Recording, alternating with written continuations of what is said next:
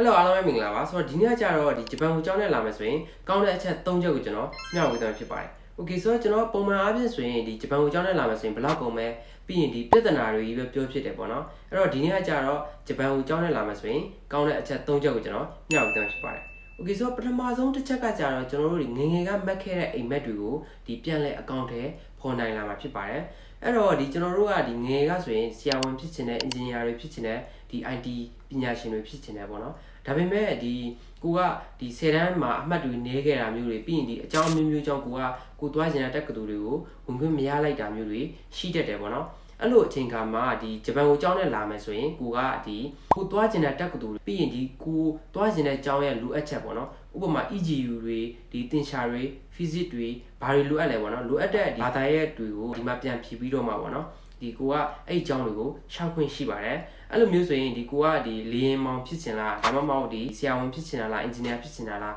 ကိုဖြစ်ချင်တဲ့ line ကိုယူပြီးတော့မှ user ခွင့်ရှိတယ်ပေါ့နော်ပြီးရင်ဒုတိယချက်ကကြတော့ဒီလစာတွေယာရုတွေတိုးဖို့အတွက်ပို့ပြီးတော့အခွင့်အရေးများတယ်ပေါ့နော်ဥပမာကျွန်တော်တို့မြန်မာနိုင်ငံကနေပြီးတော့ဘွဲတစ်ခုခုကိုရပြီးတော့မှဒီဂျပန်မှာအလုပ်ဝင်တဲ့လူနဲ့စာရင်ဒီဂျပန်မှာပေါ့နော်ကိုနဲ့သက်ဆိုင်တဲ့နေပယ်ကနေပြီးတော့ဘွဲတစ်ခုကိုယူပြီးတော့မှဒီမှာအလုပ်ဝင်တာကပို့ပြီးတော့မှအခွင့်အရေးပိုများတယ်ပေါ့နော်ပြီးရင်ဒီဂျပန်လူနဲ့ဆိုရင်လည်းကျွန်တော်တို့ကဒန်းတူအခွင့်အရေးရတာဖြစ်တဲ့အတွက်ကြောင့်ကျွန်တော်တို့ကဒီလစာတွေယာရုတွေကလည်းသူတို့နဲ့အတူတူဒီရှင်လို့ရတယ်ပေါ့နော်ပြီးရင်တတိယတစ်ချက်ကကြတော့ကျွန်တော်တို့ဒီကိုယ့်ရဲ့အနာဂတ်အတွက်ပို့ပြီးတော့မှအာမခံချက်ရှိရပေါ့နော်အဲ့တော့ဒီဂျပန်မှာကြောင်းတက်တယ်ပြီးရင်ဒီအလုပ်ဝင်တယ်ပေါ့နော်ပြီးရင်နေထိုင်တာကြာလာတာနဲ့အများကျွန်တော်တို့ကဒီဂျပန်မှာအမြဲတမ်းနေထိုင်ခွင့်ဗီဇာလည်းရှောက်ခွင့်ရှိတယ်လို့ဂျပန်ကနေပြီးတော့ဘွဲတစ်ခုခုရထားတယ်ဆိုရင်ဒီတခြားနိုင်ငံတွေကိုပြောင်းတဲ့အခါမှာကြာတော့လေဒီဘွဲတွေကကြာတော့တော်တော်လေးကိုဒီ impression